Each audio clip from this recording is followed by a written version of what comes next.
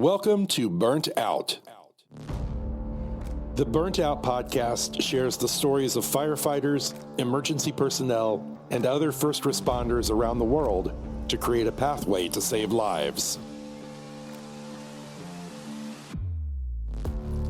The stories you will hear are real and may be disturbing to some listeners. Listener discretion is advised. And now I'd like to introduce you to your hosts for Burnt Out, Skip O and Jeff the Old Guy.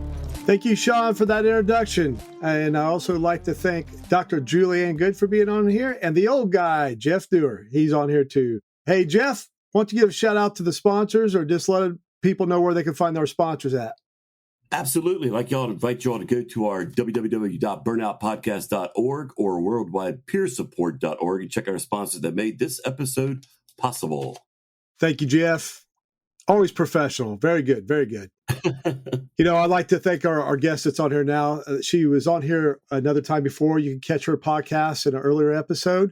But Dr. Julianne Goode is from California. And Doctor, welcome to the show again. Thank you, Skip. And thank you, Jeff. Yes, ma'am. Thank you. I am very happy to be joining you gentlemen again. Well, Doctor, could you give them a brief description of kind of where you work, what you do, and just a little history about yourself? Yes, I have been a therapist for 12 years. I've been a psychologist for about 2 years now. I finally got done with my courses and graduated last year. I have been working with first responders for about 70% of the time now, which includes fire, law enforcement, and medicine. So I have been very honored to be working with first responders because there are just so many more events happening now, especially since COVID, that have been really trying the first responder communities. So I do individual, couples, therapy, and EMDR work. So I've been doing mostly in person, but sometimes I do it by phone or do it by Zoom or FaceTime. So I try to be available as much as possible. And a lot of different things are coming up now. So I try to be as quick to respond as possible, which is not the case if a lot of the first responders just try to do it with their insurance companies, because sometimes they'll call up just regular therapists, and it will take them weeks to get in. So I try to respond within at least 24 hours and get in there and get the job done as quickly as possible. Very busy people. So can I ask you a question then, I hope? Of course. Are you bound by state laws or anything with this? When you're being in California, for example, I'm in Maryland. Are you able to treat me, per se, from being across the country? Technically not. What I'd have to do is try to find somebody within Maryland. Okay, I see. But I could at least do a critical response call and try to see where the person is. So I always am available for that. If it's more than a one-shot deal, then I really do need to contact somebody that would be in your home state, because unfortunately, still in this country, it's state by state licensing and it's state by state therapy. So I hope they change that. Which I never have understood. I don't either, especially since COVID. Yeah, I just don't understand that. It doesn't make sense. I mean, I can move from Maryland to Virginia, but my problems still come with me. Yeah. And they're not governed by state laws. Yeah. Sure, I know. See, well, what the issue is that at least at this point, they feel that if we were in the same state, you had an emergency situation, I could say, okay, we'll go to this emergency room, and then I could meet you there. And if it's over state lines, then that's a problem right there. I think that's part of the mentality on that. But I also think that it's the state licensing. They just want more money out of us therapists. Let's be real. Yeah, absolutely. Yeah. It is all about the Benjamins. Yes, it is. Yes, it is. Well, like us, you adapt and overcome. So maybe you can't be a so-called therapist for somebody, but you can be a good friend to somebody and guide them where they need to go. What do you think? Exactly. So I will provide my number at the end of this podcast. If you do get into a situation like that, you can always reach out and call me, and then I can help you. I can be at least in the intermediary between you and whoever, so I'm here to help. Yeah, so when the chips are down, we're going to call you regardless. Exactly. Yeah. Yeah. I know I am. I don't know about Skip, but I am. Skip and I have had quite a few interesting conversations, and I think we've definitely built up a friendship between us. So it's wonderful. Always here for you guys. Every time she calls me, Jeff, I'm driving out in the country. She goes, "Why is it every time I go out, you're in the country in cornfields?" I said, "That's all there is here in Indiana." That's all there is. Once you get out of Indianapolis, man, it's just like flat cornfield. I think I saw some soybeans out there last time, but I was busy driving. But yeah, it's just nothing out there. Well, I tell you, one thing I talked to the doctor, and I said something to Jeff about, in September, when we talk about major events, we think of September. What I think about is 9/11. I think a lot of the United States and a lot of the world thinks about 9/11. Also, not to focus exactly on that, but also, Doctor, you had an event not too long ago that happened. It kind of sparked this conversation, this topic about how's the 9/11, you see how it affected, not just us, affected the world. Just like certain other events around the United States or world will kind of affect us, not just in financial, but our mental state, just by watching it on TV or seeing it in the newspaper or seeing it on social media. How's that affect not just our first responder, but people that are just watching like at a scene or just watching on TV? Have you ran into any of that yourself? Yes. Well, to me, the most crucial thing I think right now is mass shootings. This is what sparked the conversation between Skip and I was we had a mass shooting out here in Trabuco Canyon, and the assailant was a retired Ventura police officer that came out to kill his wife, basically, and it was out in a public setting. And some of the first responders that I work with were involved directly after that. So I had 2 or 3 sessions 2 days after that. Of course, they could not give me details, but they were very shook because this is one of theirs. Even though they did not work directly with this gentleman, it was just very concerning because of the details. But thankfully, within about 2 minutes of receiving that call, Orange County Sheriff's Department was out there and they were taking care of the situation. But unfortunately, some other people who were close to the wife and proximity wise were shot and killed. So, and they consider that as collateral damage. But I mean, to me, it broke my heart just to hear that and how many of these scenarios are happening. And they were saying it was the 435th mass shooting in this country on that day, 435 this year. Hold on just a second. Hold on. That's just this year? That's just this year. Is that incidents, or is that counting the amount of people that were involved directly in the shooting? It was considered, because I think at this point they're considering mass shooting as for people who are victimized and they are killed. So there were 4 people killed, and the officers killed the assailant. So that's 5 people taken out. So anybody, 4 or over, and it's heartbreaking. That's all I can say. It is. It's, and I think we're all getting to the point now. And Skip, you had asked, how is this affecting people? The first responders are considering this. This is happening almost on a daily basis now, and they're going through critical incident response training a lot for this. But what do you do? I mean, we're not getting enough profiles on what's, we're getting some sort of hint as to how this is happening. People posting on online about, they're dropping hints. But how do we prevent this? This is my concern on this. Just going out into public and feeling safe. I think that goes back to the feeling of, do we feel safe going out in public now? I feel very guarded. Sure. Yeah, I don't Yes. I don't think it's an appropriate word for what I feel when I go out. Situationally aware, maybe hypervigilant.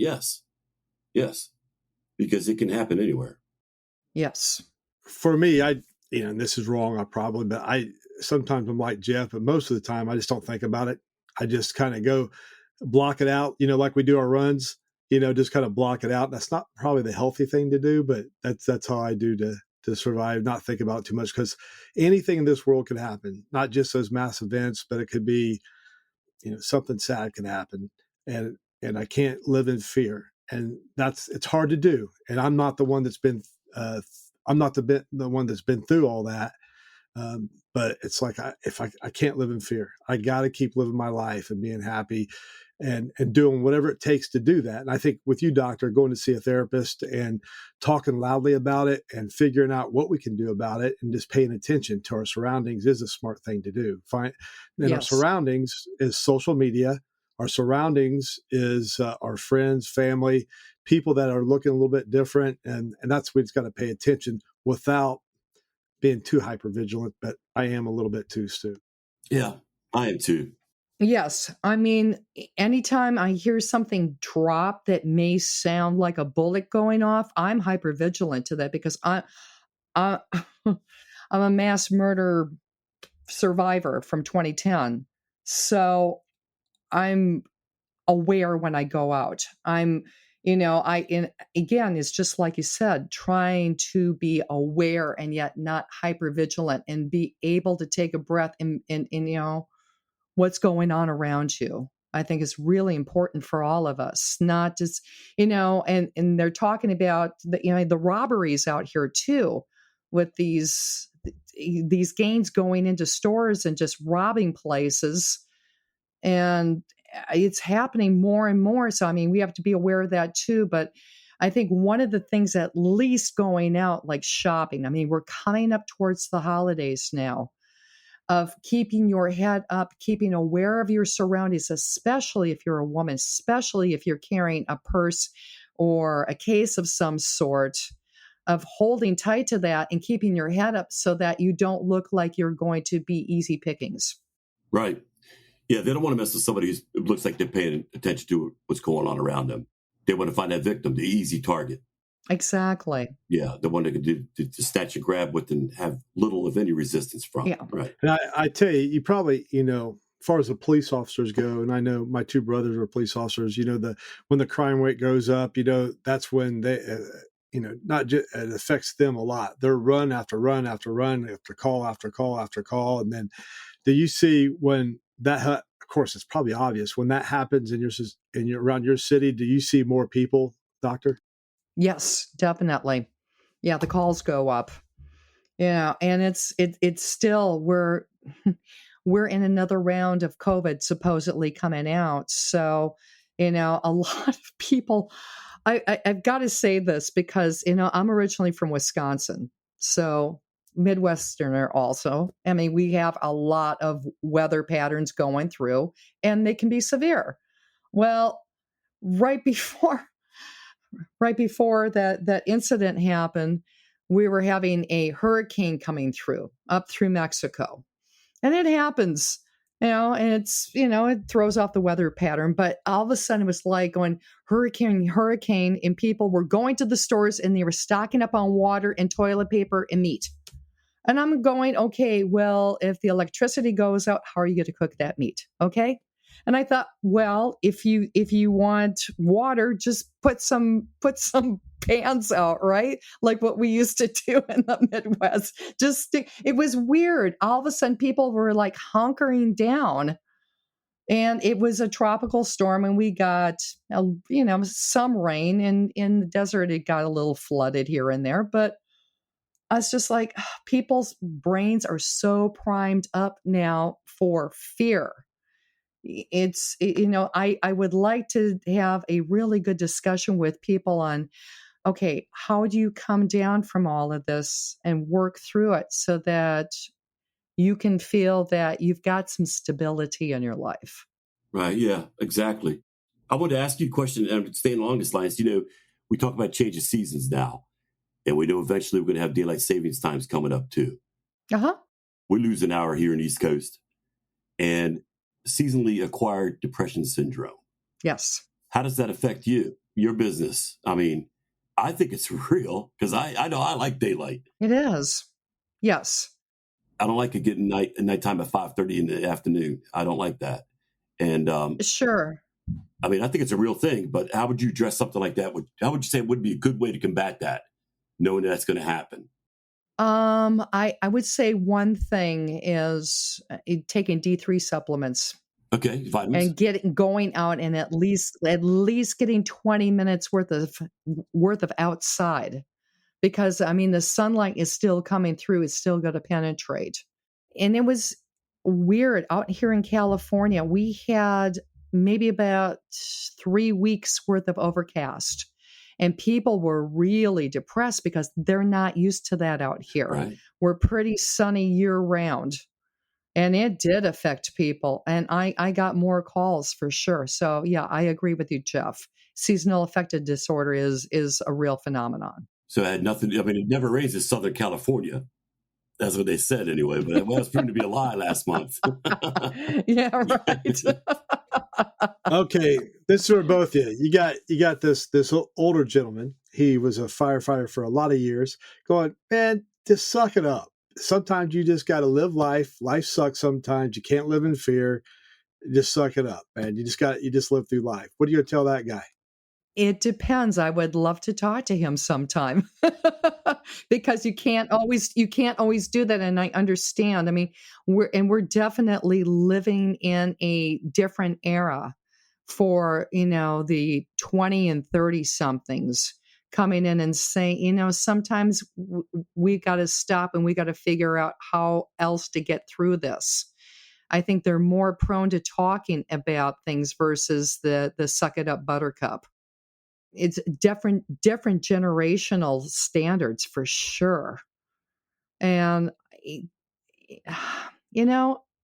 I would say just sometimes life just gets to us, especially if you have too many things happen, like you were talking about before, call after call after call. Eventually that is going to catch up with you. Sleep deprivation, higher anxiety levels, higher alcohol use, and hopefully not drugs on top of it. But, we see this time and time again of when your brain just says, I've had enough and I need to take a break somehow.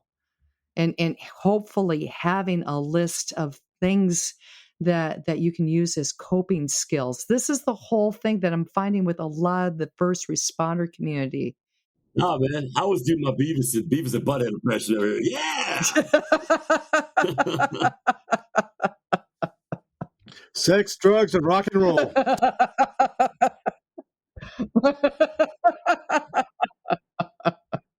That's my smart ass firefighters. Sorry. That's okay. And sometimes those do work. So I'm not downing those. Just sometimes you hopefully you have a list of things because, I tell you, this is one of the most profound questions that I'm asking my first responders. What do you need? And they'll sit there and all of a sudden they get this deer in the headlight look like, what? Me? Need? Huh? What? And it really stumps them because you're so used to sitting there and running around and trying to fix problems around you and fix people that, do I have time at the end of the day to sit there and ask, what do I need? Who am I? Jeff, don't you hate, I'm not saying hate, the therapist that just looks you right in the eye and then you feel yourself well and you got to look away and they won't let go. They'll just keep coming at you. Yeah. Man. Yeah, it's like Velcro. They stick with you. They're not going nowhere. I met a therapist that's like that. Yeah, it's like Velcro, man. I tell you, the therapist I go see, she's like, I'll talk to her and then she'll keep prying and not prying. She'll keep, where do you feel it in your chest or feel the stress or the trauma or whatever?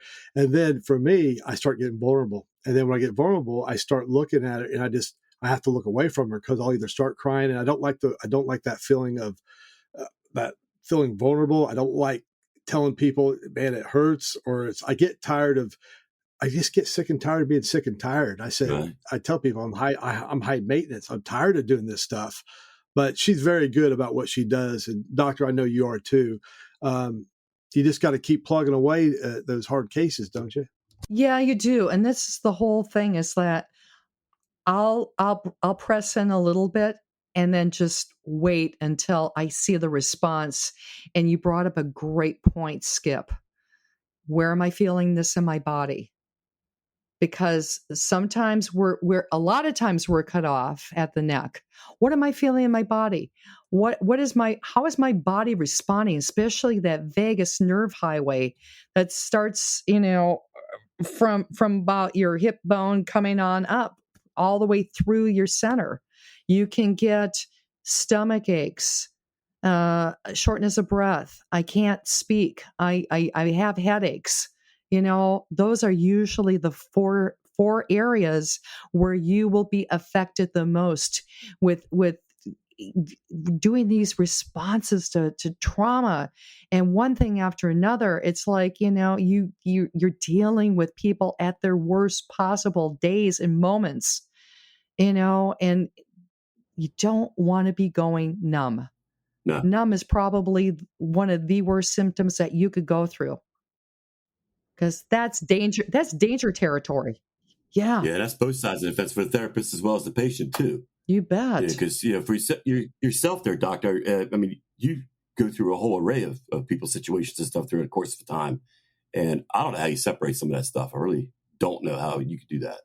I mean, I know you can, yes, but for somebody like my perspective, I couldn't do that over and over like that. I couldn't separate that. I know what she does. Uh-oh. Oh, here we go. I think she sings and she gets all that out through her music. Yes, I do.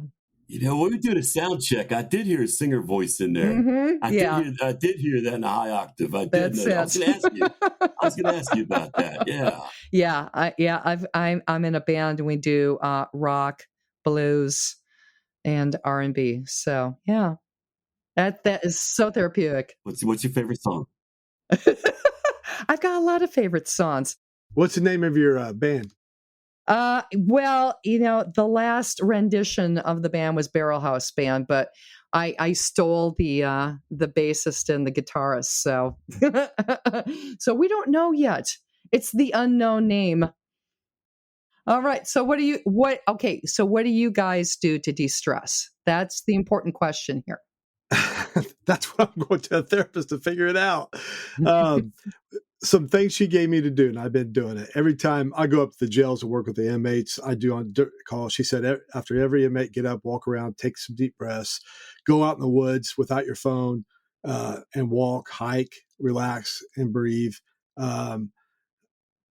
Basically, for me, it seems like I'm always tense. So she just tells me to relax, breathe, be around my dogs like Jeff is. I got 3 dogs that I trust one, and be around my dogs. Do stuff with my family. That's the simple things that I do. I'm always have my phone's ringing. I'm always got something playing. My mind don't slow down a lot of times.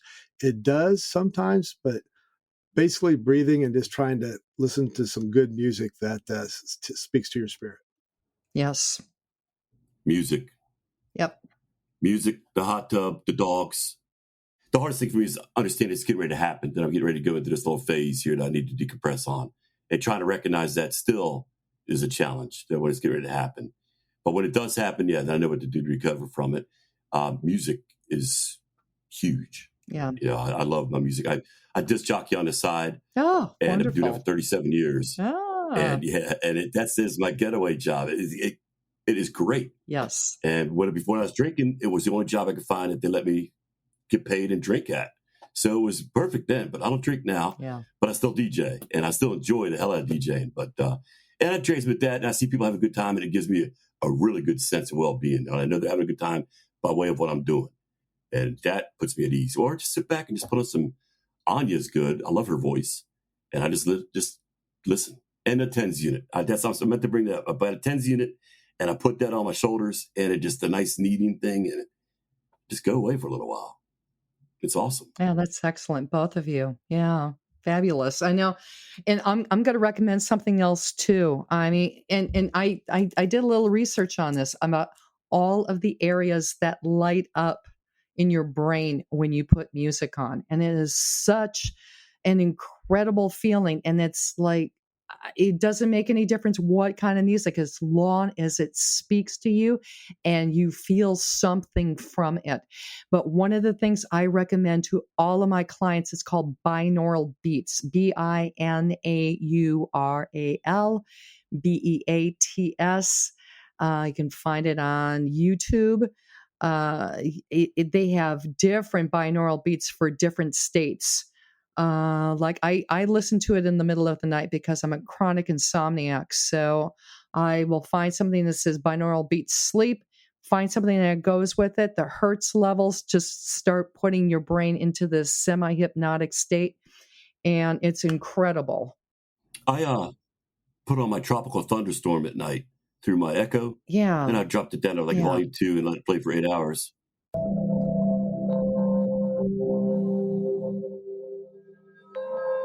What is that? Is that Ooh. Zetsa?